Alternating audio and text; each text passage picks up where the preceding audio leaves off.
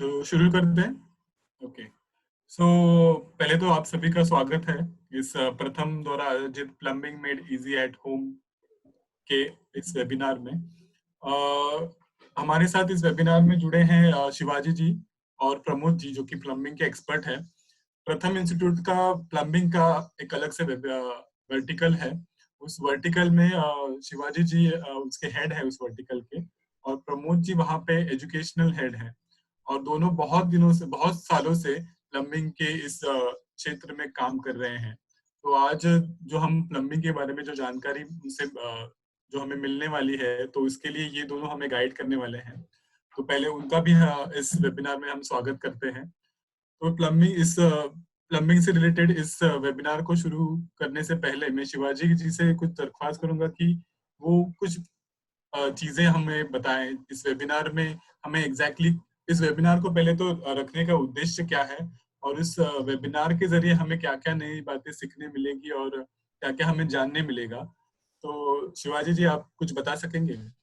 या जरूर Deepesh, thank you Deepesh ji, and good afternoon everyone. ये प्रथम एजुकेशन फाउंडेशन के द्वारा जो प्रथम इंस्टीट्यूट जो वोकेशनल स्किलिंग के ऊपर काम कर रही है, उसमें का एक भाग है जो प्लम्बिंग वर्टिकल करके है, जहाँ पे हम लीड कर रहे हैं इस प्रोग्राम को।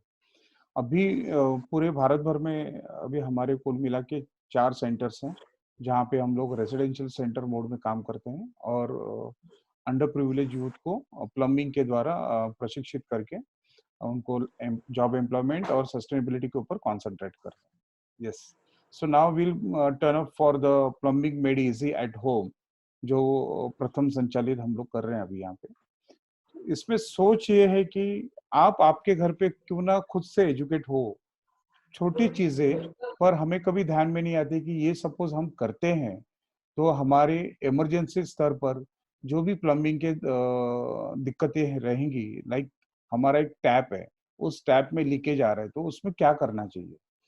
टैप कभी भी आउटर बॉडी से कभी डैमेज नहीं होता है, तो इंटरनल क्या चेंजेस करने चाहिए, उसमें कौन से तरीके के पार्ट्स रहते हैं, आप क्या चेंज रिप्लेस करोगे तो आपका नल ठीक से दुरुस्त हो जाएगा।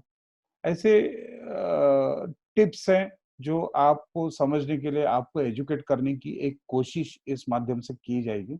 और इसमें बहुत सारी चीजें हैं, जैसे हमारे घर में वॉश बेसिन है, वॉल मिक्सर है, हेल्प फॉसेट्स है, उसके बाद किचन में सिंक एरिया आता है, तो सिंक टैप है। तो इतने सारे टैप है, इतनी सारी एक्टिविटी चलती है पूरे दिन भर में, तो वहाँ पे पानी भी कैसे बचा सकते हैं, उसके ऊपर भी थोड़ी सी बात करेंगे हम और समझेंगे कि कैसे आगे जा सकते हैं। यस, सो मैं दीपेश जी को रिक्वेस्ट करूंगा, please continue. Thank you Shivaji ji. बहुत कुछ है नया कुछ सीखने के लिए, और हम देख रहे हैं, और आप सभी ने जैसे देखा कि बहुत कुछ हम जानेंगे इस पूरे वेबिनार में। तो शुक्रिया।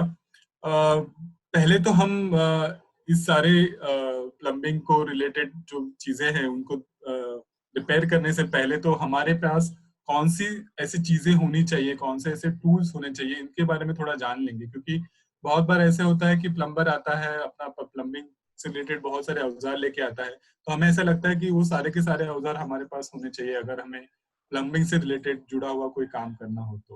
तो प्रमोद जी, क्या हमें बता सकते हैं कि ऐसे कौन से ऐसे 4-5 गिने चुने ऐसे औजार है जो हमारे पास रहने चाहिए, और जिनका इस्तेमाल करके हम प्लम्बिंग से रिलेटेड जो भी समस्याएं हमारे घर पे हम फेस करते हैं उसको सॉल्व कर सकते हैं?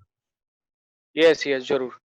वे जैसे कि दिव्येश जी ने बताया कि घर में हम बेसिक प्लम्बिंग का काम कर सकते हैं अगर हमारे पास कुछ टूल्स या औजार हो सके तो देखे हम देखेंगे। सबसे पहले तो एडजस्टेबल रेंच आता है।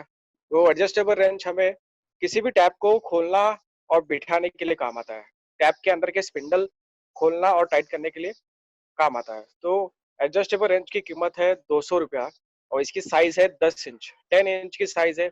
ये कहीं भी आसानी से किसी भी हार्डवेयर में, आपके नजदीक के हार्डवेयर में उपलब्ध होते हैं, तो आप इसे परचेस कर सकते हैं। नेक्स्ट हम देखेंगे एलेंकी। एलेंकी बहुत छोटा औजार है जिसमें साइज होती है 60 mm से लेकर इसकी डायमीटर होती है 3 mm तक। तो इसे प्लम्बर एलेंकी कहा जाता है। ये नलों के अंदर जो कैप होती है नॉब, उसे खोलने और कसने के लिए काम आता है। और तीसरा हम देखेंगे स्क्रू ड्राइवर।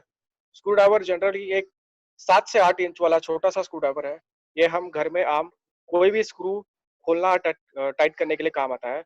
और नल के जो कैप होते हैं ऊपर के नॉब, उस नॉब में जो बैठे हुए स्क्रू होते हैं उसे भी खोल सकते हैं और टाइट कर सकते हैं ताकि हम इसे मेंटेनेंस कर सकते हैं। तो ये स्क्रू ड्राइवर की कीमत है साधारण 60 रुपीज। ये भी नजदीक के हार्डवेयर में उपलब्ध है और बहुत सारे जनों के घर में ये स्क्रू ड्राइवर उपलब्ध होते हैं और जिनके पास नहीं है वो तुरंत ही इसको परचेस कर सकते हैं ताकि घर में मेंटेनेंस कर सकते हैं। फिर हम देखेंगे टेफ्लॉन टेप।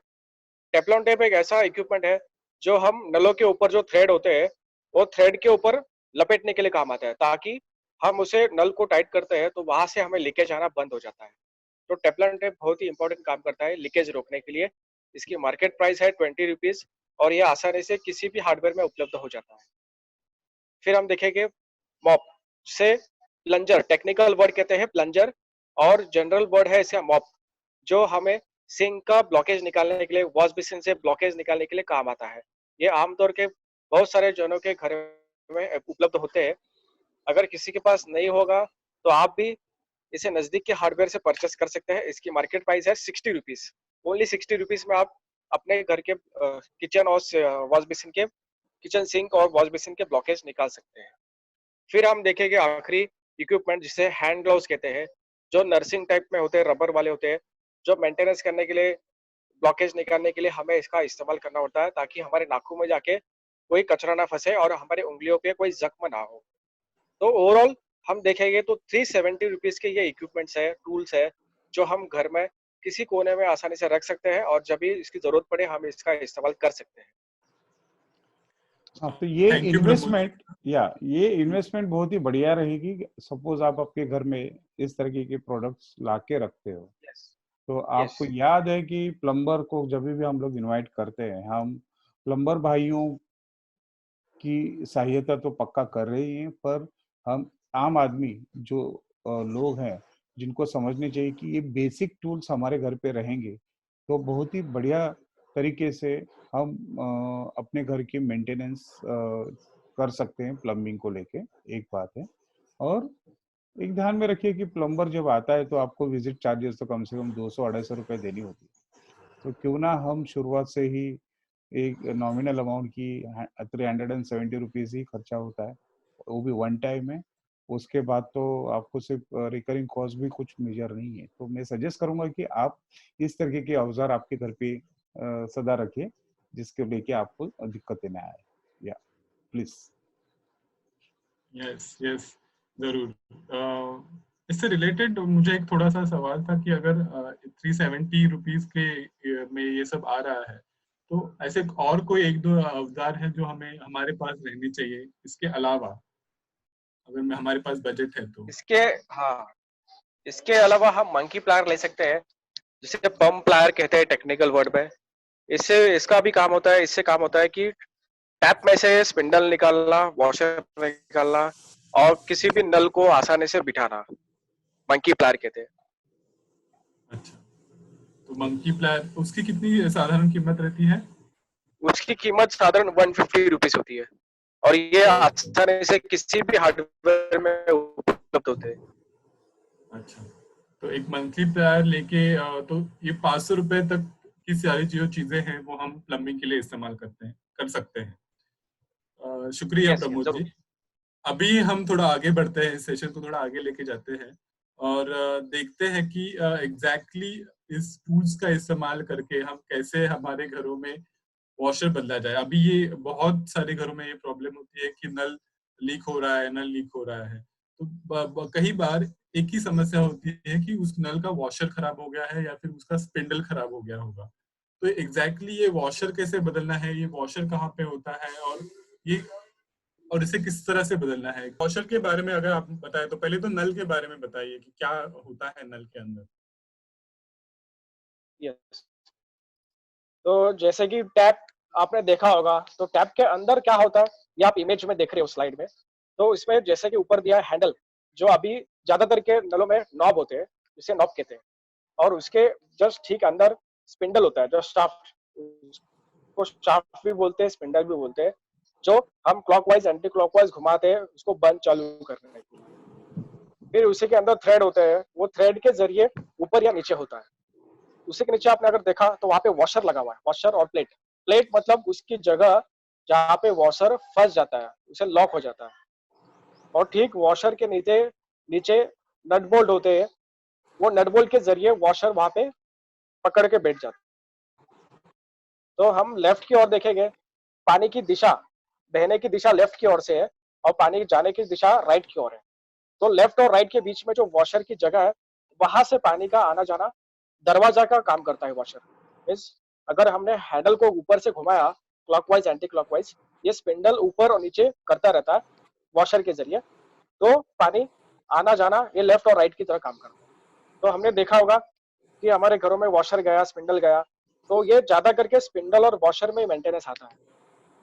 तो हम आगे वीडियो में देखने वाले हैं कि वॉशर कैसे बदलते हैं, स्पिंडल कैसे बदलते हैं।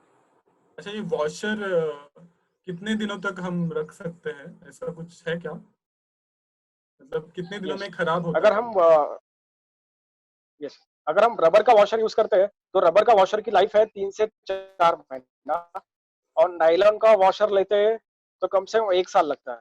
1 साल तक नायलॉन के वॉशर को कुछ होता नहीं। चलेगा।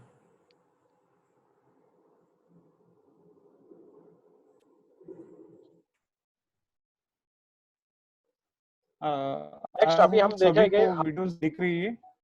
Yes yes. वीडियो सभी को दिख रही यस है सर, या? दिख रही ओके ओके। Yes sir. है। यस यस यस सर, दिख रही है। तो अभी हम देख रहे हैं कि टैप में से वॉशर कैसे रिप्लेस करेंगे। तो सबसे पहले हम नॉब में से कैप खोलेंगे, कैप में से स्क्रू ड्राइवर की सहायता से स्क्रू खोलेंगे। स्क्रू खोलते समय हमें एंटी क्लॉकवाइज ताकि स्क्रू आसानी से निकल जाए। स्क्रू लूज होने के बाद हमें नॉब अगर टाइट होगा तो हमें स्क्रू ड्राइवर की हेल्प लेनी होगी ताकि नॉब आसानी से निकल सके। नॉब को निकालने के बाद उसे साइड में रखें।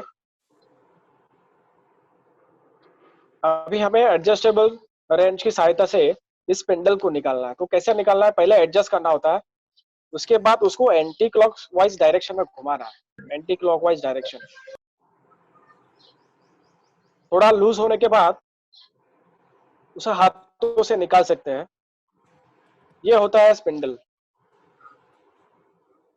अभी उसमें जो वॉशर खराब हुआ है, क्रैक हुआ है, उसे हम रिप्लेस कर रहे हैं। रिप्लेस करने के बाद हम नया वाला वॉशर डाल देंगे।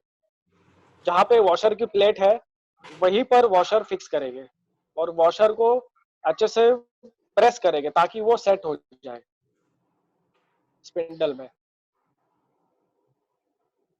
अभी इसी स्पिंडल को हम टैप के अंदर बिठाएंगे। शुरुआत के 2 थ्रेड हमें हाथों से क्लॉकवाइज डायरेक्शन में घुमा रहा है ताकि वो आसानी से थ्रेड में सेट हो जाए।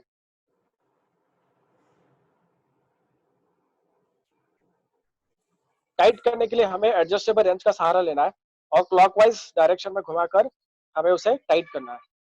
ज्यादा टाइट ना करें ताकि थ्रेड खराब हो जाए।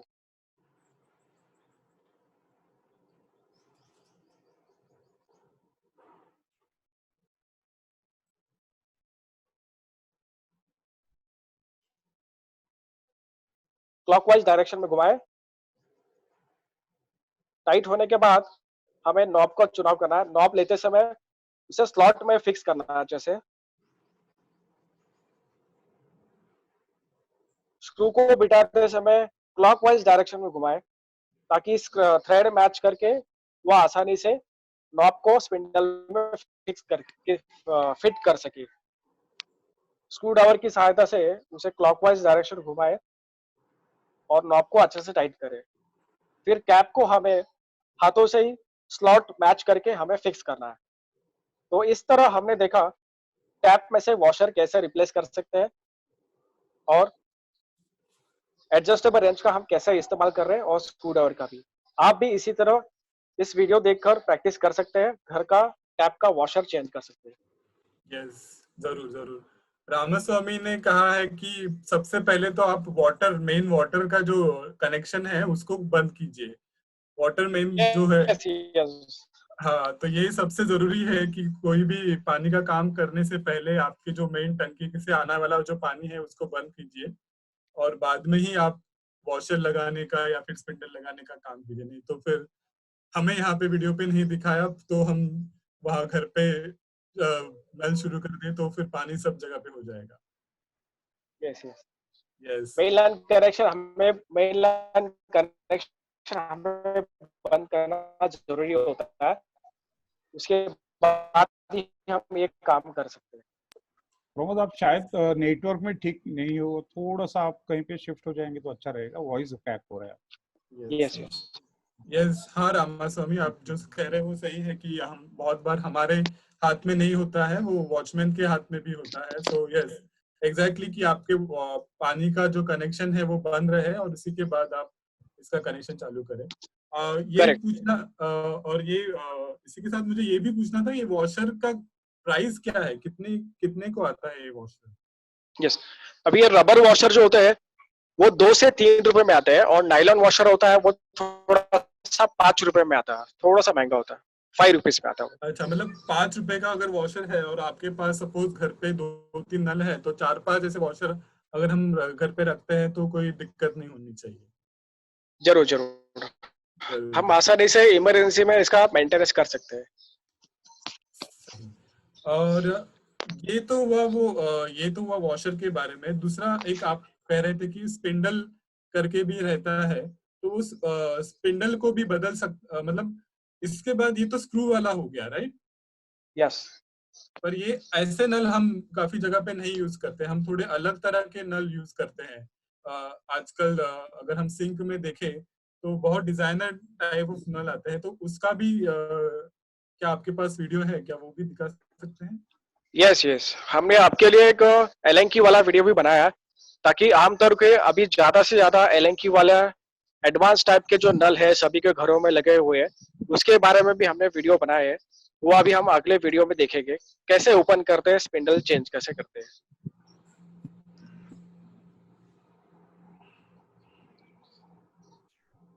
तो अभी जैसे ये सिंक में जो टैप है, वो टैप में से नॉब निकाल के ये एलेंकी को हम घुमा रहे हैं। एलेंकी को घुमाते समय एंटी क्लॉकवाइज घुमा रहा है, फिर एडजस्टेबल रेंच का इस्तेमाल करना है। स्पिंडल लूज होने के बाद उसे हाथों से निकाल सकते हैं, फिर नए स्पिंडल को हमें रिप्लेस करना है। क्लॉकवाइज डायरेक्शन में एडजस्टेबल रेंच का यूज करना है। फिर नॉब को फिट करते समय एलेंकी का स्लॉट मैच करके एलेंकी को क्लॉकवाइज डायरेक्शन में घुमाना है। फिर ऊपर के नॉब को हमें थ्रेड मैच करके फिट करना है। तो ये एडवांस टाइप के जो टैप होते हैं उसमें एलेंकी लगे हुए थे, एलेंकी के स्लॉट होते हैं, तो उस स्लॉट में हमें एलेंकी मैच करके उसे ओपन क्लोज करके फिट कर सकते हैं। ये दिखने में ऐसा लगता है कि उसमें कुछ होगा कि नहीं होगा, पर उसमें भी प्रोविजन है। एक सवाल पूछा आप है दोबारा, हाँ, यस संजय शिंदे ने एक सवाल पूछा है, क्या सभी टाइप के टैप के वॉशर एक ही टाइप के होते हैं क्या, मतलब जैसे कि वॉल मिक्सर, जैसे शावर में हम जो बाथिंग करते हैं, शावर का जो वॉल मिक्सर होता है उसके वॉशर थोड़े बड़े होते हैं। जैसे 1 रुपए का सिक्का होता है, 1 रुपए का सिक्के इतना होता है, 50 रुपीज के सिक्के इतना होता है। और जो साधारण बिप का होता है उसका वॉशर होता है जो 25 पैसा मीन्स 25 पैसा होता है, उसके हिसाब से होता है साइज। जो अलग अलग टैप होते हैं उसके वॉशर भी अलग अलग होते हैं। मतलब टैप एक है तो आपको आपके घर पे जो टैप है उसी हिसाब से आपको वॉशर लेना है? हाँ, जनरली 2 टाइप के होते हैं, एक तो 25 पैसे के हिसाब से और एक 50 पैसे के हिसाब से, 2 साइज होते हैं। अच्छा, 25% के हिसाब से और 50 पैसे के हिसाब से। और जो आप 1 रुपए वाले पैसे, मतलब उसकी साइज जो 1 रुपए की जितनी है वो शावर के इसमें लगता है। यस यस, वॉल मिक्सर में। Thank you. और इसी के साथ आपने कहा था कि स्पिंडल करके उसमें रहता है, जो कि हमें जिसकी भी वारंटी कुछ 2-3 साल के बाद हमें उसको बदलना पड़ता है। तो ये स्पिंडल एग्जैक्टली कैसे होता है, उसका उसके क्या कोई टाइप्स होते हैं क्या, मतलब अलग अलग तरह के? हाँ, होते हैं ना। जैसे साधारण जो टैप होते हैं उसके वो स्पिंडल की कॉस्ट होती है साधारण 80 रुपीज। वो दिखने में थोड़ा सा छोटा होता है, जैसे अभी हमने वीडियो देखा उस टाइप के स्पिंडल्स होते हैं। और जो वॉल मिक्सर होते हैं वो थोड़े से मोटे टाइप और हैवी टाइप होते हैं, वो वजन में भी थोड़े हैवी होते हैं। तो ऐसे दो अलग अलग टाइप के स्पिंडल होते हैं। अभी यहाँ पे आप इमेज देख रहे हो जिसमें लेफ्ट की ओर वॉशर टाइप वाले जो पुराने टाइप के थे, जहाँ पे बॉटम में वॉशर लगा हुआ है, उस वॉशर को रिप्लेसमेंट करना पड़ता है बार बार फ्रिक्वेंटली, लेफ्ट वाला जो जूना मॉडल है। और राइट साइड में जो है सेरामिक डिस्क वाला, ये नया पैटर्न है जिसके अंदर मेंटेनेंस कम होता है और इसमें कोई वॉशर नहीं होता है, इसमें सिरामिक स्टोन होता है। ये स्टोन रोटेट करते हैं हम स्पिंडल के जरिए, तो वहां से हमें पानी मिलता है। तो इसका थोड़ा सा कॉस्ट वॉशर से ज्यादा होता है, वॉशर वाले टैप से ज्यादा होता है। तो ऐसे दो टाइप के स्पिंडल होते हैं, वॉशर टाइप और सिरामिक डिस्क टाइप। कितनी कॉस्ट रहेगी ये स्पिंडल और वॉशर टाइप के यस और सिरेमिक टाइप के? यस, अतः अभी कॉस्ट वेरी होता है टैप के ऊपर। अगर कोई बिप टैप है तो लेफ्ट का तरफ जो वॉशर होगा स्पिंडल है उसकी कॉस्ट है 80 रुपीज। और वॉल मिक्सर होगा तो उसकी कॉस्ट होगी 1 रुपीज। कंसिल वाला होगा, कंसिल स्टॉप वाला, उसकी कॉस्ट भी 120-130 के आसपास होगी, डिपेंड अपॉन टैप। कंसिल मतलब जो इसमें वॉल में जाता है। वॉल के अंदर जो हाँ हाँ, रहता है उसको? कंसिल अच्छा स्टॉप अच्छा जो मेन वॉल कंट्रोल करने के काम आता है। अच्छा, जो मेन वॉल कंट्रोल करने के लिए जो काम आता है उसके लिए ये है। यस अच्छा। और धन्यवाद आपका, आपने ये बताया इसके लिए। अभी तक हम लोगों ने देखा कि टूल्स कौन कौन से हमें यूज होने करने की जरूरत है या फिर हम अपने घर पे रख सकते हैं। दूसरा हम लोगों ने देखा कि वॉशर कैसे बदलते हैं। मैं थोड़ा उसको रिवाइज कर रहा हूँ कि वॉशर कैसे बदलते हैं, वॉशर के कौन कौन से टाइप होते हैं, एलन की कहाँ कहाँ पे लगती है। और तीसरा कि स्पिंडल, स्पिंडल किस तरह के होते हैं। तो स्पिंडल को लेके दीपेश, हाँ, मुझे थोड़ा एक्सटेंड करना था, इलाबोरेट करना था ये। यस एक सर प्लीज। स्पिंडल ये जो चीज है ये मतलब जनरली क्या होता है कि घर में सपोज आपने किसी प्लम्बर को बुलाया, लीकेज हुआ है, और प्लम्बर सिंपल सोल्यूशन कभी कभी बताते हैं, कभी कभी ऑनेस्ट होते हैं तो वो कर देते हैं अच्छी तरीके से। पर एक सिंपल सोल्यूशन होता है कि रिप्लेस करना है, टैप हमें रिप्लेस करना है, ये कहा जाता है।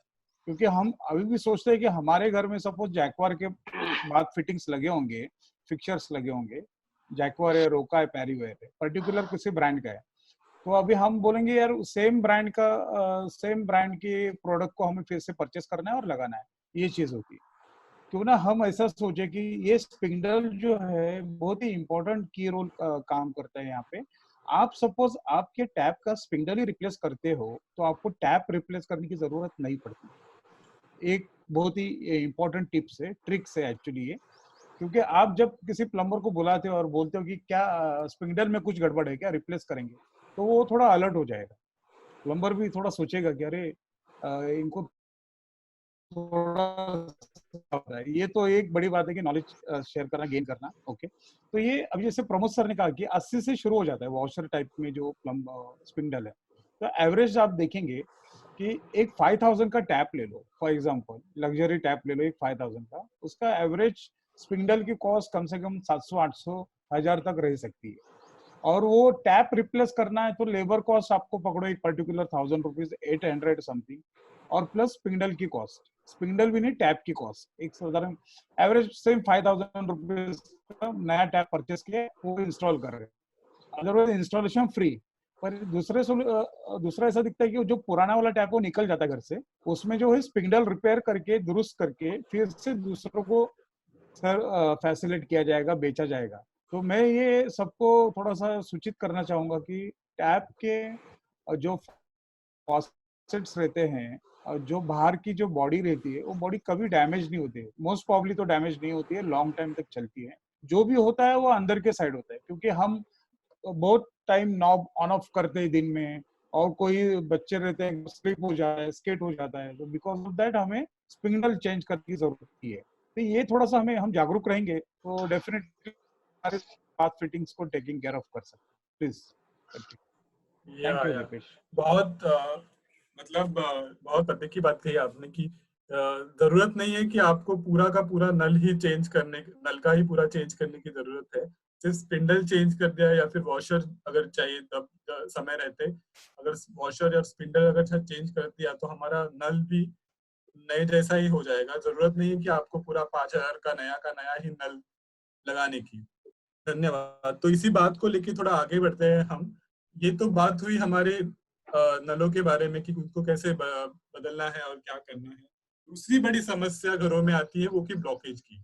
हर मतलब किचन का जो ब्लॉकेज रहता है वो तो हर महीने में एक आध बार तो वो होता ही है कि उसको कैसे निकाला जाए। बहुत सारे तरीके अपनाते हैं लोग, बहुत सारे कोई क्या कहता है, आस पड़ोस में जाके पूछते हैं कि उसको कैसे के कुछ कितना भी करे कुछ नहीं हो रहा है। तो ये बहुत ब्लॉकेज की समस्या है।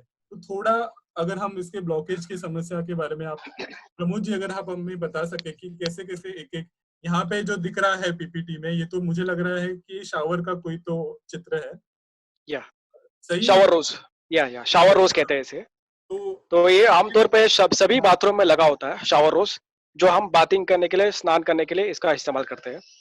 तो ये स्केलिंग, जब भी पानी के अंदर क्षार होते हैं, कैल्शियम डिपॉजिट होते हैं, उससे स्केलिंग जमे होते हैं, और स्केलिंग जमा होने से इसके जो स्लॉटेड होल्स है ये ब्लॉक हो जाते हैं। कभी कभार पानी के अंदर मट्टी आती है या फिर कंकर आते हैं, ये कंकर छोटे छोटे और मट्टी के वजह से भी ये होल ब्लॉक हो जाते हैं। तो हमें ये फ्रिक्वेंटली हर डेढ़ से 2 महीने में इसे क्लीन करते रहना है, नहीं तो फिर ये बहुत ज्यादा मात्रा में ये ब्लॉक होके इसके होल काम करना बंद कर देते हैं। तो अभी हम अगले वीडियो में देखेंगे कैसे आसानी से आप घर में इसका मेंटेनेंस कर सकते हैं। सबसे पहले हमें शावर रोज को खोलने के लिए कपड़े का इस्तेमाल करना है, ताकि उस पे कोई एडजस्टेबल रेंज की खरोच ना आए। इसको खोलते समय एंटी क्लॉकवाइज डायरेक्शन में घुमाना है, और थ्रेड के ऊपर के जो कट पोर्शन है उसे निकालना है। फिर शावर रोज को सूखे कपड़े से साफ करके लेना है। फिर हमें एक बकेट में पानी भरना है, और कोई भी सर्फ या निरमा पाउडर हमें उसमें डालना है। शावर रोज को 5 से 10 मिनट के लिए उसको सेट करना है, ताकि डस्ट पार्टिकल जो लूज होके बाहर निकल जाए।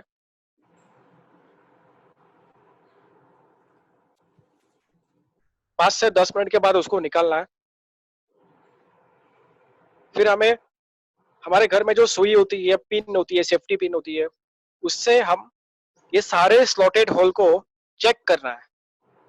चेक करते समय आपको दिखेगा इसमें डस्ट पार्टिकल आते हैं, ये सारे निकल जाते हैं। फिर हमको क्लीन वाटर से उसको फ्रेश धोना है, फिर साफ करके सूखे कपड़े से टेफ्लॉन टॉप की लपेट हमें शावर आर्म पे लगाना है, ताकि लीकेज ना हो।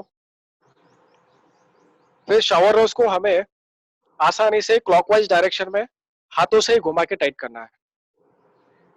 उसके बाद हमें कपड़ा लगाकर एडजस्टेबल रेंच फुल टाइट करना है, और फिर हम पानी को चेक कर सकते हैं सारे होल क्लियर है कि नहीं।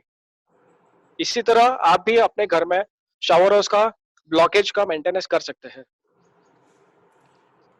बहुत ही बढ़िया। मतलब मुझे ऐसा लगता है जैसे कि हम शावर से नहाते हैं वैसे उसको भी नहलाना है यहाँ पे। शावर को भी यस एक यस बार 15 दिन में एक बार तो जैसे ही उसके ऊपर स्केलिंग आती है तो उसको भी इस तरह के सर्फ एक्सेल में डुबो के अच्छे से अगर हम नहलाए तो फिर वो नए जैसा चकाचक हो जाएगा। बहुत बढ़िया। अब ये शावर से हमें एक मुझे तो एक बात मतलब मुझे लगता है आगे भी है वो कि हेल्थ फॉरसेट करके जो हमारे वेस्टर्न कमोड आजकल बहुत जगह पे वेस्टर्न कमोड ही लगता है, तो वो हेल्थ फॉरसेट में भी उसी तरह से आता है क्या? उसको भी इसी तरह से हमें साफ करना है? हाँ, उसपे हम देखेंगे वीडियो के अंदर उसमें क्या करना है। उसपे सर्फ पाउडर का इस्तेमाल नहीं करना होता है। अच्छा। अभी जैसे कि ये हेल्थ फॉसेट है, हमने EWC, European WC, western WC के साइड में लगा होता है। तो ये हेल्थ फॉसेट ब्लॉकेज क्यों होते हैं? जैसे कैल्शियम डिपॉजिट होने की वजह से, पानी के अंदर क्षार जमा होने से, मट्टी जमा होने से। तो इससे भी हमें फ्रीक्वेंटली 1.5 से 2 महीने में साफ करते रहना जरूरी है, नहीं तो ये होल हमेशा के लिए बाद में ब्लॉक हो जाते हैं। तो सबसे पहले हमें क्या करना है, इस मेन करेक्शन इसका बंद करना है। फिर हेल्थ फॉसेट को हाथ में लेकर एक सेफ्टी पिन लेनी है, जो आमतौर के घरों में होते हैं, सेफ्टी पिन या सुई का इस्तेमाल आप कर सकते हो। अभी देखा इसके जो स्लॉटेड वाले होल्स होते हैं, इस छोटे ज्यादा मात्रा में नहीं है, ये कम से कम 1.5 से 2 mm के होल होते हैं। इस पिन के जरिए, ये सेफ्टी पिन है, इस पिन के जरिए आप ये सारे होल कर सकते हैं। देखो ये वीडियो में, इस वीडियो में कैसे सारे होल चेक कर रहे हैं।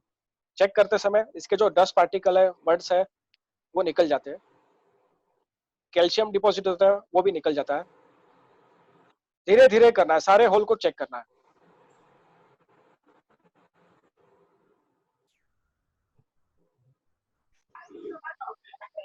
चेकिंग होने के बाद ये सारे होल चेक होते हैं, उसके बाद हमें इसको मेन कनेक्शन चालू करना है और ये होल क्लियर हुए कि नहीं वो प्रेशर हमें चेक करना है। वाटर सप्लाई का कनेक्शन हमें चालू करके चेक करना है। तो ये काम आप भी घर में कर सकते हैं, बहुत ही सिंपल और आसान तरीका है। पानी का कनेक्शन चालू किया है, देखो चारों तरफ से पानी आने स्टार्ट हुआ है। शुरुआत में प्रेशर कम था, अभी प्रेशर बढ़ गया है। मतलब ये बहुत बार हमें ऐसा लगता है कि पानी कम आ रहा है, मतलब कुछ शॉवर खराब हो गया या फिर हेल्थ फॉसेट का ही कुछ खराब हो गया है, कुछ वॉशर ही उसका खराब हो गया रहेगा कुछ। ये मतलब हम बहुत ही आगे की सोच लेते हैं, पर हम उसके ऊपर की लगी हुई धूल मिट्टी को ही नहीं देखते और अंदर की चीजें ही रिपेयर करने के लिए जुट जाते हैं। और ये बहुत रिप्लेस अच्छा दीपेश, आगे का या तो अच्छा रहेगा। मुझे ऐड करना था इसमें कि ये प्रोडक्ट रिप्लेस करना है तो कम से कम 1000-1200 तक कॉस्ट आ जाती है मार्केट में। अच्छा। जबकि ये चीज हम लोग डेली बेसिस पे वंस इन अ मंथ वगैरह प्रैक्टिस में रखेंगे तो हमारे सारे प्रोडक्ट्स मेंटेन रहेंगे, good well service well maintain category में हम रख सकते हैं इस एक्टिविटी के द्वारा। Yes, correct. बढ़िया, ये एक नई जानकारी थी मेरे लिए भी, क्योंकि ये 1000 रुपए लगते हैं इसको। तो या तो आगे बढ़ते हैं, जो कि सबसे हम सभी लोगों का सबसे महत्वपूर्ण विषय है कि ये सिंक को क्या करें। आप कुछ इसका उपाय बता दे प्रमोद जी, तो बहुत सारे लोग जहाँ पे जुड़े हुए हैं वो बहुत धन्यवाद देंगे आपको। यस यस, जैसे कि आप सभी के घरों में खाना खाने के बाद प्लेट क्लीन करते हैं, वॉश करते हैं, तो वॉशिंग करते समय जो खाने के जो छोटे छोटे पार्टिकल्स होते हैं, वो पार्टिकल्स किचन के जो वेस्ट लाइन होती है वहां पे जाके डिपॉजिट होते हैं, बाजू साइड साइड में, पेरी पेरी में। और उसी के साथ में किचन के जो ऑयल्स होते हैं, वो ऑयल्स के भी उसके स्केलिंग जमा होते हैं, ऑयल्स के स्केलिंग में कन्वर्ट होकर वो पाइप ब्लॉक हो जाता है। तो ऐसे अगर 1 से 1.5 महीने के बाद हम देखेंगे, वो पाइप धीरे धीरे इसका डायमीटर कम होता है और ब्लॉक होने लग जाता है, तो पानी रिवर्स डायरेक्शन में आके सिंक पूरा भरने लग जाता है। तो अभी हम वीडियो में देखेंगे आप भी कैसे कैसे कैसे मॉप का इस्तेमाल करके ब्लॉकेज निकाल सकते हैं। तो सबसे पहले थोड़ा सा पानी उसके अंदर जमा करना है, सिंक के अंदर। हैंड ग्लव्स का इस्तेमाल करना जरूरी है, और जो बड़े पदार्थ, जो बड़े पार्टिकल है उसे हाथों से निकालना है। अभी हमें हमें प्लंजर का इस्तेमाल करना है। प्लंजर का इस्तेमाल करते समय सिंक के जो आउटलेट है वहां पे उसे रखना है। अप एंड डाउन डायरेक्शन में कम से कम 4 से 5 बार करना है ऐसा एक्शन, अप एंड डाउन, ताकि उससे वैक्यूम क्रिएट होता है। वैक्यूम के वजह से सारा कचरा जो डस्ट है वो आउटलेट के लाइन से सीधा निकल जाता है बाहर। तो अभी आप देख रहे होंगे सारा पानी धीरे धीरे निकल गया उसमें से। तो हमें इसे चेक करना है वाटर सप्लाई चालू करके। फिर थोड़ा सा पानी जमा करके हम इसे चेक कर सकते हैं प्लग के जरिए। पानी थोड़ा जमा करना है, उसके बाद प्लग को निकालना है,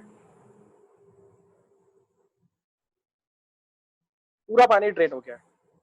तो ऐसा आप ब्लॉकेज रिमूव कर सकते हैं प्लंजर के जरिए अप एंड डाउन डायरेक्शन करके, ताकि वैक्यूम के एक्शन के वजह से सारा कचरा ड्रेन हो जाता है पूरा आगे। इसी को लेके प्रमोद जी के एक्टिविटी उन्होंने जो बताई, अभी मैं थोड़ा उसको इलेबरेट और एक एक्सटेंड करूंगा एक पॉइंट को लेके कि हम क्या करते हैं। मोस्ट प्रॉब्ली हमारी एक अभी टेंडेंसी हो गई है कि मार्केट में हमें इसके लिए भी एक सोल्यूशन मिल गया है, और ड्रेन पाउडर है, अदरवाइज कुछ ना कुछ प्रोडक्ट्स है जो प्रोडक्ट्स इजीली लेके हम उसमें ड्रॉप कर देते हैं और वो नीचे फ्री कर देता है और पानी पास हो जाता है। ये हमारे लेवल तक हमें इस स्तर तक पता चलता है कि ठीक है मेरा पानी तो गंदा जो था वो सब क्लियर हो चुका है, पर एक्चुअली इसका इम्पैक्ट जो है वो केमिकल है एक्चुअली फाइनली वो नीचे जो पाइप्स में पास ऑन हो रहा है और ये सारी चीजें आगे जाके हजारडस हो सकती है। तो व्हाट वी हम सभी लोग आपको सजेस्ट करेंगे कि यही छोटी सी एक्टिविटी है, आप रेगुलर मेंटेन करोगे तो शायद आपको केमिकल वाले प्रोडक्ट्स की जरूरत ना पड़े। शायद आगे जाके फ्यूचर में आपके पाइप्स भी डैमेज हो सकते हैं क्योंकि एसिड की मात्रा भी उसमें ज्यादा रहती है। यस अच्छा, अब मेरा ही यही मेरा सवाल था कि अच्छा हुआ शिवाजी सर, धन्यवाद जो आपने इसी सवाल थैंक यू। का एकदम मेरे मन की बात जान ली। पर यहाँ ये बात तो है, पर आपने जैसे कहा कि हमें एक कंटिन्यूअस पीरियड में हमें ये करते रहना चाहिए। मतलब मेरा इसके लिए ऊपर अगर ये सवाल है तो ये है कि मेरा सवाल ये रहेगा कि क्या हमें ये 10-15 दिनों में करते ही रहना चाहिए क्या? मतलब भले ही पाइप ब्लॉकेज हो या ना हो, क्या आप ऐसे कहेंगे कि 10-15 दिन में एक तो आप ऐसे पंपिंग एक्टिविटी करके रखें या फिर? हाँ, क्योंकि अभी उन्होंने प्रमोद जी ने ये भी यस कहा था ना इसमें धीरे धीरे डायमीटर्स कम होते जाते हैं। जो चीजें हम लोग अभी जैसे सिंक में हम लोग बर्तन वगैरह क्लीन करते हैं तो उसमें जो एक्चुअली खाना खाते समय जो वेस्ट जो रहता है अपना डिश वाला वो उसको हम लोग को साइड में निकालना रहता है, पर मोस्ट प्रॉब्ली ये एक्टिविटी उसको साइड में नहीं निकालते और सीधे वॉश बेसिन के मतलब सिंक में डाल देते हैं क्लीनिंग करने के लिए, तो वो सारा जम जाता है नीचे जहाँ पे प्लग की जगह पे। तो उसी तरीके से फिर उसकी क्या बोलते हैं उसे डायमीटर इंटरनल जो है वो स्केलिंग बढ़ती जाती है। तो क्यों ना वंस इन अ मंथ भी इस तरीके की प्रैक्टिस होती है तो आपकी पाइपलाइन बहुत ही अच्छे तरीके से मेंटेन रहेगी। अच्छा, यस यस एक सत्यजीत प्रधान जी ने एक सवाल पूछा है प्रेशर पंप से रिलेटेड। कभी कभी पानी स्लो आता है तो टेक्नीशियन बोलता है कि प्रेशर पंप लगाओ। ये ये क्या है प्रेशर पंप? क्या ये ब्लॉकेज से रिलेटेड है या थोड़ा अलग है ये नहीं नहीं, सब्जेक्ट? ये वाटर सप्लाई रिलेटेड है। जहाँ पे पानी का प्रेशर कम होता है वहां पे हमें प्रेशर पंप वहां पे बिठाना पड़ता है। वाटर सप्लाई अच्छा, ये रिलेटेड है। वाटर सप्लाई रिलेटेड है। मतलब आपके नल में से जो पानी आ रहा है, अगर आपका नल सब ठीक है फिर भी पानी कम आ रहा है, देन आपका प्लम्बर बोलेगा कि आप प्रेशर पंप लगाइए। Yes okay. यस यस, वो मेन लाइन में से पानी खींचने के लिए। अच्छा, धन्यवाद। तो अभी तक तो हम लोग ये टूल्स देखे, वॉशर्स देखे, और ये ब्लॉकेज किस तरह से निकालना है वो भी हम लोगों ने देखा। तो थोड़ा आगे बढ़ते हैं कि अभी ये सब हम क्यों कर रहे हैं। ये पानी निकालना या फिर नलों को ठीक करना, एक तरह से देखा जाए तो ये हम प्लम्बिंग ही कर रहे हैं कि पाइप से साथ खेल रहे हैं। मतलब पाइप को रिपेयर कर रहे हैं या फिर हम नल को रिपेयर कर रहे हैं। पर अगर हम थोड़े ब्रॉडर पर्सपेक्टिव से देखें, थोड़ी बड़ी सोच रख के हम थोड़ा इसको देखें, तो हम एक तरह से हर एक बूंद पानी की, हर एक बूंद जो हमारी सरकार कह रही है, बहुत सारे लोग कह रहे हैं, नामी गिनामी व्यक्तियां कह रही है, तो हम पानी की हर एक बूंद बचा रहे हैं। तो क्या सिर्फ नल लीक होने से बचाना या उससे ही हम पानी बचा सकते हैं, या फिर नल के साथ भी हम कुछ ऐसा कर सकते हैं, कुछ ऐसा इक्विपमेंट उसके साथ लगा सकते हैं? क्योंकि टेक्नोलॉजी आज बहुत आगे बढ़ चुकी है। तो क्या नलों में भी कोई ऐसी टेक्नोलॉजी आई है कि जिसका इस्तेमाल करके हम पानी को बचा सकते हैं? ऐसा कुछ हुआ है? मुझे लगता है ये जो वाटर स्लेविंग एरिएटर जो स्लाइड हमें दिख रही है, ये शायद उसी का ही जवाब रहेगा। शिवाजी सर बताइए कि क्या है ये टेक्नोलॉजी में? या जरूर। वाटर सेविंग एरेटर, ये नाम में ही पता चलता होगा कि एरेटर इस प्रोडक्ट का नाम है जिसके माध्यम से कम पानी का इस्तेमाल करके हमारी जो इस्तेमाल करने की जो, जैसे आप हैंड वॉश की बात करेंगे, लाइक कोरोना है, आप सब लोग कोरोना के कोविड की वजह से हम लोग सब लोग घर पे हैं, फैमिली के साथ है, एक अच्छा टाइम बिता रहे हैं, ऐसा भी बोल सकते हैं। और हैंड्स ऑन की एक माध्यम एक्टिविटी हो रही है, पूरे एक वन पर्सन मिनिमम 8 से 10 समय तक वो एक्टिविटी कर रहा है हैंड वॉश की। अभी इसमें आप थोड़ा सा रफली आप एक अंदाज लगाइए कि कितना पानी बहता होगा एक पर्टिकुलर हैंड वॉश में। अभी ये भी एक्टिविटी है कि उसमें 20 सेकेंड्स होल्ड करना है हमें, तो 20 सेकेंड्स होल्ड करना, इसका मतलब ऐसा है कि ऑन करके साबुन लगाइए, बंद कीजिए और फिर पूरा हैंड वॉश क्लीन होने के बाद फिर से टैप ऑन कीजिए। ये एक एक्टिविटी हो सकती है जो हम बताना चाहते हैं आपको। उसके अलावा ये वाटर सेविंग एरिएटर क्या है एग्जैक्टली, जहाँ पे ये फ्रंट नोजल जो एरिया है फ्रंट का, जैसे अभी मैं पॉइंटर लेके गया हूँ वहाँ पे, तो इस फ्रंट एरिया में इस तरीके के एरिएटर लगे रहते हैं। ये एरिएटर के द्वारा आपको पानी की धार दिखी देगी, सिंपल एक एक लाइन से पानी आपको फ्लो होते हुए दिखता है, एक बात है। उसके अलावा मैं फर्क दिखाना चाहूंगा थोड़ा सा कि अभी आप जिस ब्रांड के प्रोडक्ट्स खरीद रहे हो, कौन सा भी ब्रांड हो, मैन्युफैक्चरर एज अ फिक्चर्स करके, तो फॉसेट एंड फिक्चर्स में, तो वो उनके एरिएटर्स ऑलरेडी टैप में रहते ही है, और जिससे कि अच्छा पानी बहता है, फ्लो आता है, मिल्की व्यू आता है, ये सारी चीजें उसमें होती है। पर उसमें पानी से की मात्रा बहुत ही कमी रहती है, ना के बराबर रहेंगे तो कहेंगे हम। जैसे फॉर एग्जांपल आप 5 सेकेंड्स में एक नॉर्मल टैप को ऑन करोगे तो एटलीस्ट आपका 1 लीटर पानी तो पास हो जाएगा 5 सेकेंड्स के टाइम में और 2 सेकेंड्स के टाइम में। पर यही चीज आप एरिएटर लगाते हो तो मिनिमम आपका 80% वाटर सेव होगा। मतलब क्या, आप हैंड वॉश करते समय ये टैप ऑन भी करते हो 20 सेकेंड्स के लिए, तभी भी आपका पानी नॉट मोर देन 250 ml और 300 ml के ऊपर नहीं जाएगा। जबकि 1 लीटर के जगह पे हम 300 ml ही पानी इस्तेमाल कर रहे हैं, मतलब 700 ml अपना सेव हो गया, जबकि 1 एक्टिविटी। सो हम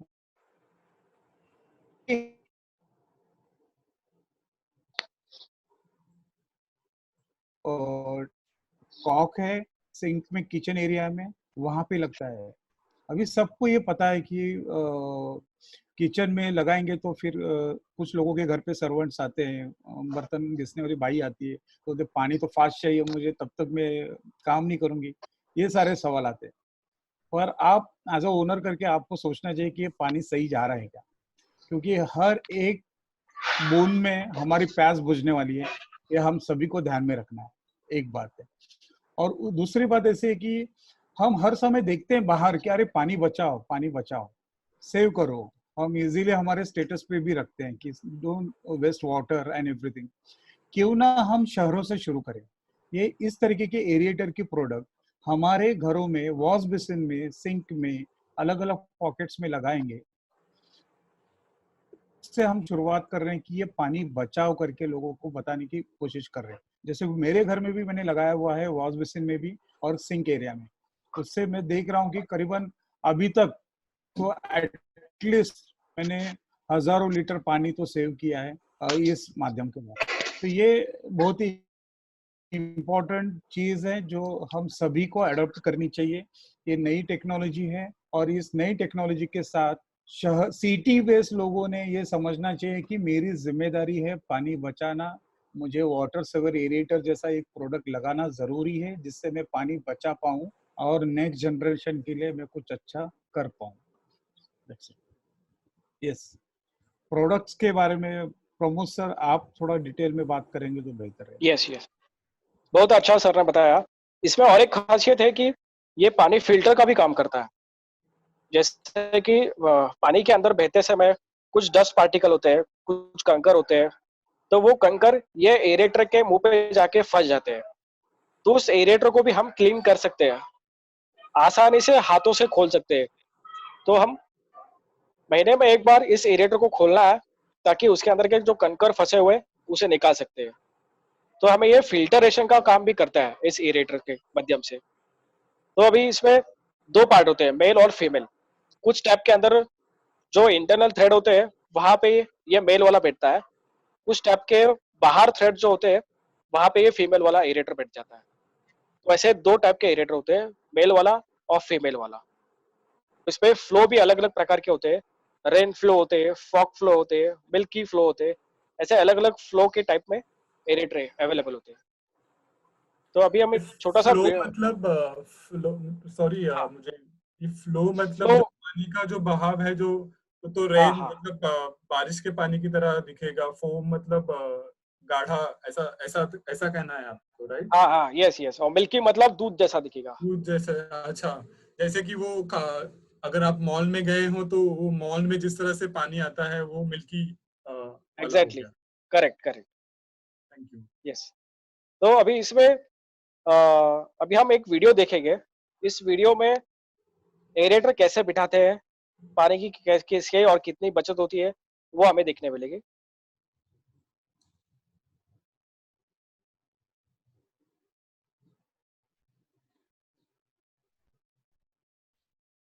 हर घर एरिएटर।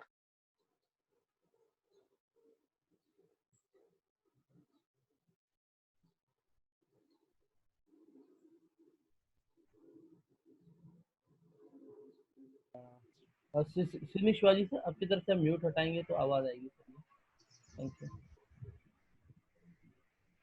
शिवाजी सर, आप अनम्यूट करेंगे तो वो आवाज आ जाएगी।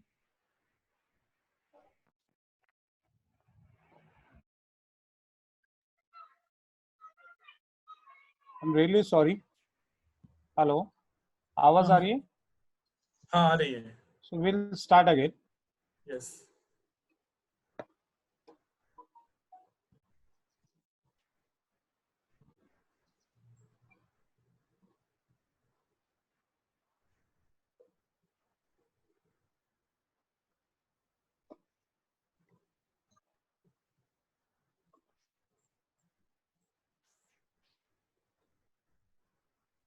थोड़ा आवाज का इश्यू है शायद से।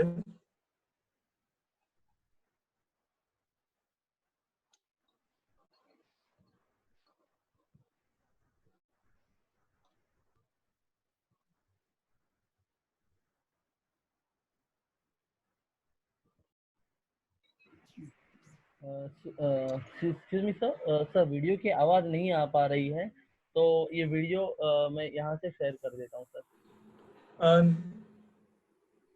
शिवाजी सर, क्या आप थोड़ा बता सकते हैं वीडियो के साथ अगर आवाज नहीं आ रही है तो?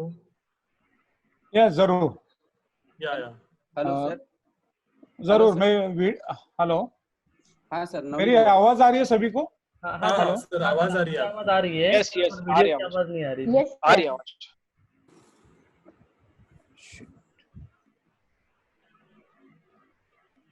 आप अगर वीडियो के साथ एक्सप्लेन करें तो। हेलो, आवाज आ रही है मेरी? हाँ आ रही है, आपकी आवाज आ रही है। सो ये आवाज नहीं आ रही होगी तो मैं थोड़ा बैकग्राउंड दे देता हूँ कि एग्जैक्टली क्या हो रहा है। ये हम लोग बोल रहे हैं कि जैसे अभी हमने थोड़ी देर पहले कहा कि एक नॉर्मल टैप जब आता है तो कैसे पानी फ्लो होता है वो दिखाया हमने।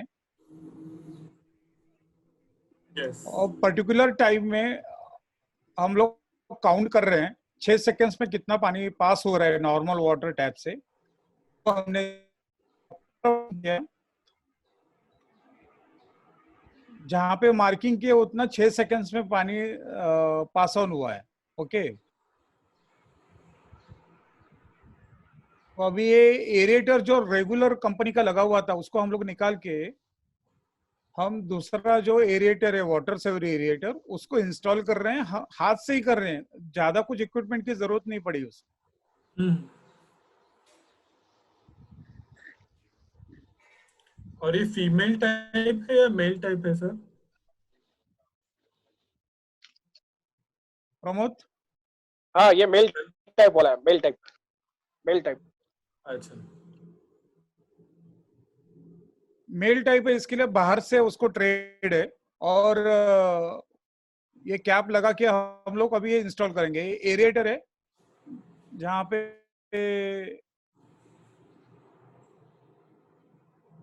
It's a magic product. Actually सभी लोगों ने अपने घर पे लगाना चाहिए।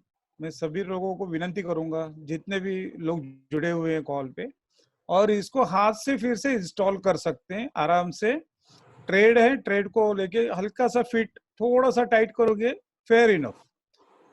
किसी भी तरीके की औजार की जरूरत पड़ी नहीं है यहाँ पे। फिर से इंस्टॉल किया है। अभी हम देखेंगे कि ये नल, ये टैप ऑन करने के बाद एरिएटर से कैसे पानी फ्लो होता है। फिर से हम लोग मेजरमेंट करेंगे कि 6 सेकेंड्स में कितना पानी उस टैप्स के द्वारा हम लोग निकाल रहे हैं। देखिए आप कैसे पता चल रहा होगा आपको कि ये कैसे पानी फ्लो कर रहा है। बहुत ही लिमिटेड। देखिए हमने 6 सेकंड्स बिफोर जो किया था वो ऊपर की मार्किंग है, और लोअर साइड में हैंड वॉश देखिए कितने आसानी से हमने किया, पूरा प्रॉपर वर्क किया है।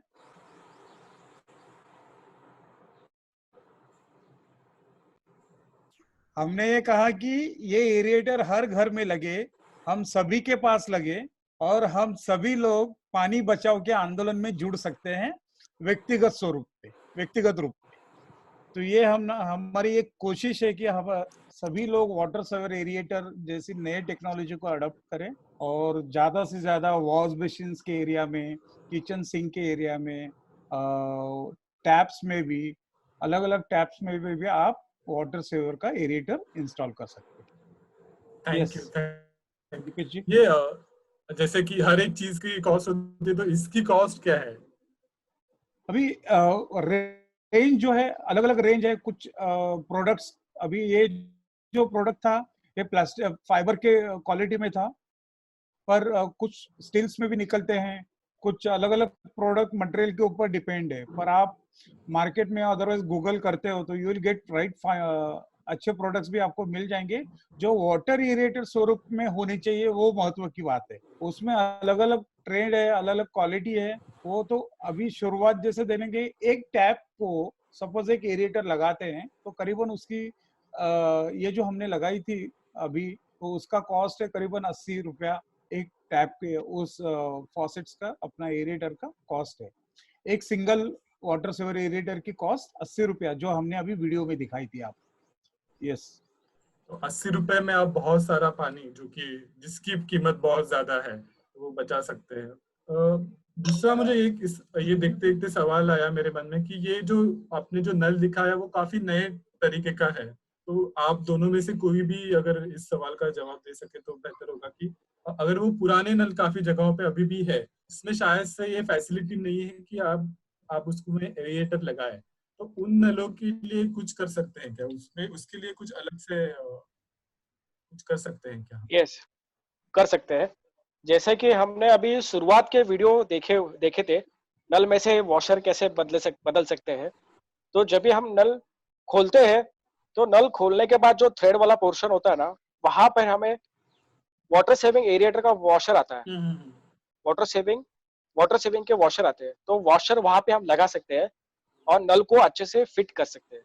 तो वही वहां से भी हमें पानी की बचत की कंट्रोलिंग कर सकते हैं नल के बैक साइड से। तो जैसे मतलब वॉशर मतलब वो भी एक तरह से जालीदार कुछ तो रहेगा, जैसे आप कह रहे हैं वो, और उससे भी यस, पानी फ्लो होगा, पर वो कम फ्लो होगा। कम मात्रा में होगा। अच्छा अच्छा, थैंक यू, बहुत अच्छा सेशन रहा। तो अभी ये सेशन वैसे तो हमारे हिसाब से ये खत्म हो गया है, पर अभी ये सेशन आप सभी के लिए खुला है कि आपके मन में जो भी सवाल है इस रिलेटेड, जो भी हम लोगों ने देखा कि कौन कौन से टूल्स हम लोग यूज किए, उन टूल्स का इस्तेमाल करके हम लोगों ने किस तरह से वॉशर स्पिंडल को अलग से निकाला, और किस तरह से हम लोगों ने एरिएटर के बारे में भी जाना, जो कि पानी बचाने के लिए बहुत कारगर साबित हो रहा है और आजकल बहुत चलन में है, और हमारे हर एक के घर में वो रहना चाहिए। तो अभी ये आप फोरम आपके लिए, सभी लोगों के लिए खुला है। आपके अगर कोई सवाल हो, यहाँ पे वैसे मुझे 2-3 सवाल तो दिख रहे हैं, हाँ। मैं वो पूछ लेता हूँ। Yes yes. और मीनवाइल आप बाकी सभी लोग भी आप अपने जो सवाल है वो अगर हमें पूछे तो अच्छा रहेगा। 10-15 मिनट ही हम ये सवाल जवाब का राउंड करेंगे, उसके बाद हम ये सेशन को खत्म करेंगे। तो पहला कोई तो सवाल था कि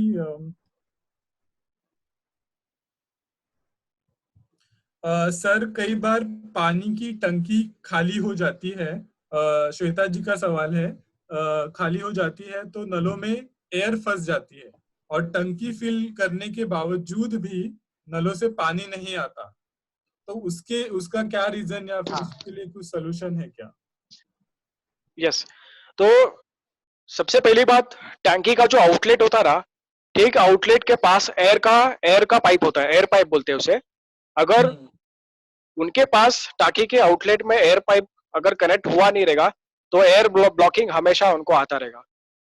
तो उनके लिए सजेशन है कि वहां पे टाकी के आउटलेट के बाहर एयर पाइप का कनेक्शन करें। मतलब टंकी से सीधा पानी अगर आपके इसमें जा रहा है नलों में तो वो नहीं चाहिए, उसके लिए अलग से एयर पाइप आपको फिक्स करना पड़ेगा वहां पे। हाँ, आउटलेट में ही फिक्स करना पड़ता है, आउटलेट में, ताकि पाइपलाइन में जो एयर होती है वो एयर पाइप के जरिए ऊपर जाती है। अच्छा, तो उनके लिए ये सजेशन है कि आप अपने यहाँ पे एयर पाइप लगाए तो आपका ये प्रॉब्लम शायद से सॉल्व हो जाएगा। यस, अ, टाकी के आउटलेट में, हाँ, टैंक के आउटलेट में। टंकी के आउटलेट में अगर आप एयर पाइप लगाए तो ये प्रॉब्लम सॉल्व हो जाएगा। गीजर कनेक्शन के बारे में कोई सवाल है अलीगढ़ से कि गीजर कनेक्शन का प्रॉब्लम कैसे सॉल्व करें, वहां पे उनको लीकिंग का प्रॉब्लम हो रहा है। मुझे लगता लीकेज है का, ये गीजर कनेक्शन में कहाँ पे ये लीकेज हो रहा है इसके ऊपर बहुत डिपेंड करेगा, सही है? यस यस, बराबर। प्रमोद सर, वो इनलेट आउटलेट की बात होगी, आप थोड़ा इलेबोरेट करिए उसको गीजर। हाँ, तो गीजर में 2 पॉइंट होते हैं, हॉट एंड कोल्ड। लेफ्ट की तरह हॉट होता है, राइट की तरह, राइट डायरेक्शन में कोल्ड होती है, कोल्ड होता है। तो वहां पे कोई अगर एंगल वॉल या कोई छोटा वॉल लगा हुआ रहेगा तो वहां पे टेफ्लॉन टेप की लपेट अच्छे से हो ही नहीं रहेगी, वहां से लीकेज हो सकता है। दूसरी बात, कनेक्टर होते हैं उसके अंदर। कनेक्टर मतलब वाटर सप्लाई कनेक्ट करने के लिए एक फ्लेक्सिबल पाइप होता है, अगर वो पाइप डैमेज हुआ वहां से भी पाइप लीकेज होता है। दूसरी बात, वो कनेक्टर हम अगर ज्यादा टाइट करते हैं, ओवर टाइट करते हैं, तो वो क्रैक हो जाते हैं, वैसा भी टाइट लीकेज हो सकता है। तो उसके अलग अलग रीजंस होते हैं।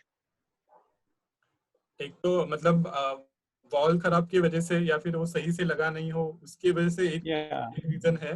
तो इसमें मैं बताना चाहूंगा कि टेफ्लॉन टेप जो इस्तेमाल करने की जो कला है, मतलब एक्सपर्ट टू एक्सपर्ट भी कभी कभी वो टेफ्लॉन टेप इंस्टॉल करते समय, जैसे एंटी क्लॉकवाइज जो प्रमोद सर ने आपको बताया होगा इस स्लाइड में, तो वो ठीक ठाक नहीं होता है तो लीकेज तो होना ही है। तो और प्लम्बर को टेफ्लॉन टेप पे ज्यादा प्रैक्टिस होगी तो वो ठीक से लगा सकता है, एक बात है। यस, जैसे मैं प्रमोद सर को अभी एक रिक्वेस्ट, प्रमोद आपको मैं एक रिक्वेस्ट करूंगा कि आप अभी जो लेटेस्ट नए टेक्नोलॉजी का जो प्लम्बर रहता है, नए जमाने का हाँ, प्लम्बर आता है, तो कोई पुराने वर्जन में लाइक 4 साल 10 साल किसी के हाथ में काम करते करते सीखा है और वो प्लम्बर बना है, और नया प्लम्बर जो ट्रेनिंग ली है, जैसे हमारा जो प्रशिक्षण केंद्र चल रहा है आईपीएससी के द्वारा, इंडियन प्लम्बिंग सेक्टर स्किल के द्वारा, जो जो माध्यम दिए, गाइडलाइंस दे, उसके द्वारा जो प्रोडक्ट इस्तेमाल करता है, ये कैसे आइडेंटिफाई किया जाए इन सभी लोगों के लिए कि नया जमाने का प्लम्बर कैसे आइडेंटिफाई करे, आप थोड़ा उसको इलैबोरेट कीजिए। यस।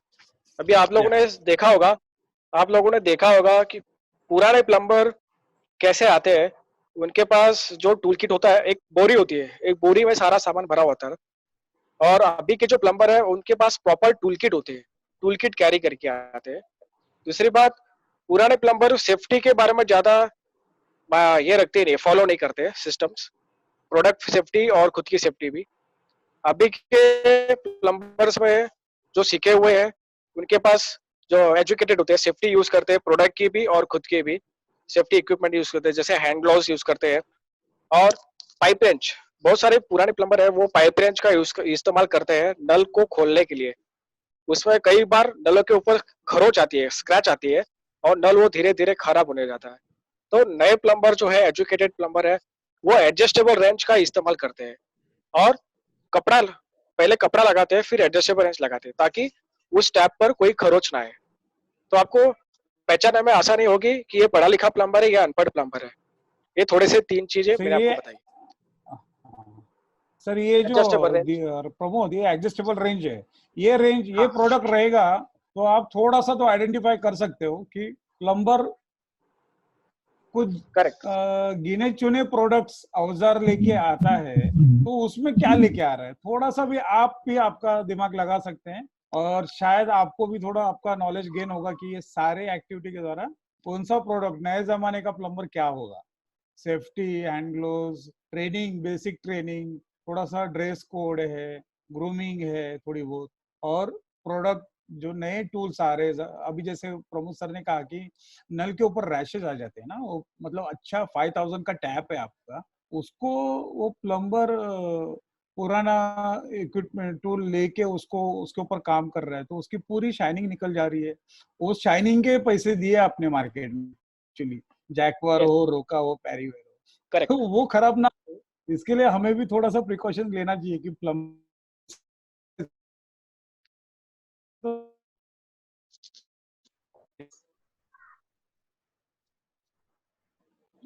सो यही था।